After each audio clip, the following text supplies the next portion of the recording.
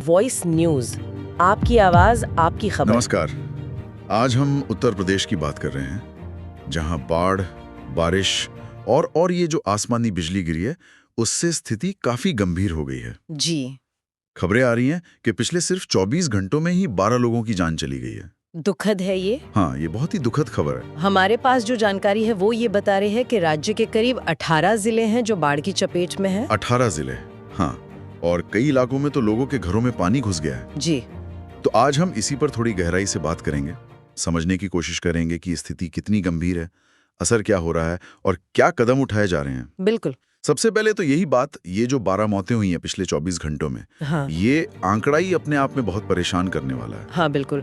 और ये सिर्फ बाढ़ से नहीं, इसमें बारिश और बिजली गिरना भी शामिल है। हाँ, तीनों चीजें हैं। और ये आंकड़े जमीन पर जो हालात हैं, मतलब उसकी गंभीरता दिखा रहे हैं। जब हम कहते हैं कि 18 जिले प्रभावित हैं, तो सोचिए कितना बड़ा इलाका है ये। हाँ, बहुत बड़ा। और कितने सारे लोग हैं जिनकी जिंदगी मतलब पूरी तरह से रुक सी गई है। जो तस्वीरें आ रही हैं वो भी डराने वाली हैं। मैंने देखा कई जगहों पर घरों की जो निचली मंजिल है वो तो पूरी पानी में डूबी हुई है। जी हाँ, बिल्कुल। लोग ऊपर की मंजिलों पर, छतों पर फंसे हुए हैं, बस इंतजार कर रहे हैं कि कोई मदद आए। और मदद पहुंच भी रही है। हाँ, एनडीआरएफ और एसडीआरएफ की टीमें वो लगी हुई हैं। हाँ, दिख रहा है तस्वीरों में। वो सीढ़ियों के सहारे लोगों को नीचे उतार रहे हैं। जी, तो बचाव कार्य तो चल रहे हैं। हाँ। और प्रशासन की तरफ से भी मतलब कोशिशें हो रही हैं। क्या खबर है प्रशासन की तरफ से, क्या कर रहे हैं वो? देखिए, उत्तर प्रदेश सरकार ने कहा है कि उन्होंने 11 एक्शन टीम्स बनाई हैं राहत और बचाव के लिए। अच्छा, 11 टीमें। हाँ, और मुख्यमंत्री ने खुद जो प्रभावित जिले हैं उनके डीएम के साथ बैठक भी की है। ओके, इसमें एक निर्देश काफी दिलचस्प है जो सामने आया है। वो क्या है? उन्होंने कहा है कि बचाव के लिए अब छोटी नावें नहीं बल्कि बड़ी नावें इस्तेमाल की जाएं, ज्यादा क्षमता वाली। अच्छा, क्यों? मतलब इसका क्या कारण हो सकता है? शायद सोच ये है कि कई बार पूरा का पूरा परिवार एक साथ फंसा होता है। हाँ, ये तो होता है। तो बड़ी नाव होगी तो एक ही बार में सबको सुरक्षित निकाला जा सकेगा। इससे शायद बचाव का काम थोड़ा तेज और ज्यादा प्रभावी हो पाएगा। हाँ, ये बात तो सही लगती है, एक लॉजिकल कदम है। हो सकता है पिछले अनुभवों से सीखा हो। बिल्कुल। अच्छा, और जो लोग घरों से निकल गए हैं या निकाल लिए गए हैं, उनका क्या? उनके रहने की कोई व्यवस्था? जी हाँ, उनके लिए राहत शिविरों का इंतजाम है।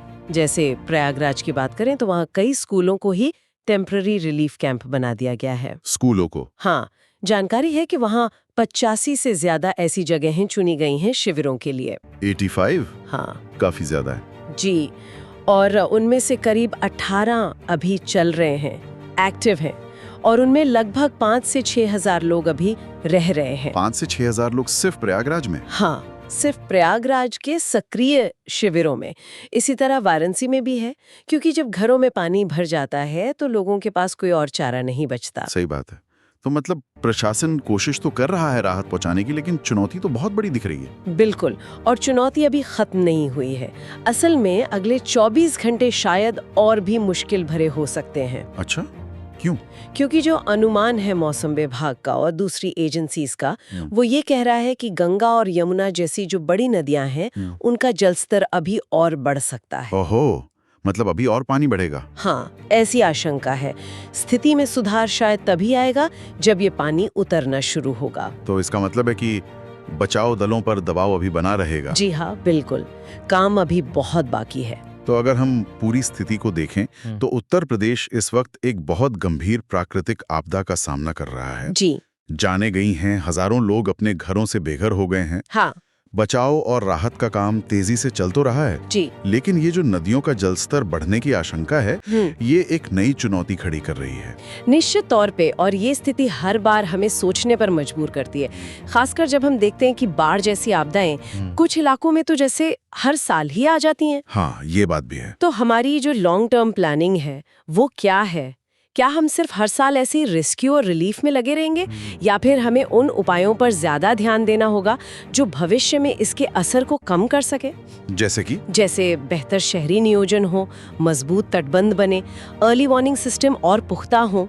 ये सवाल हर ऐसी आपदा के बाद और ज्यादा जरूरी हो जाता है कि हम तैयारी कैसे करें।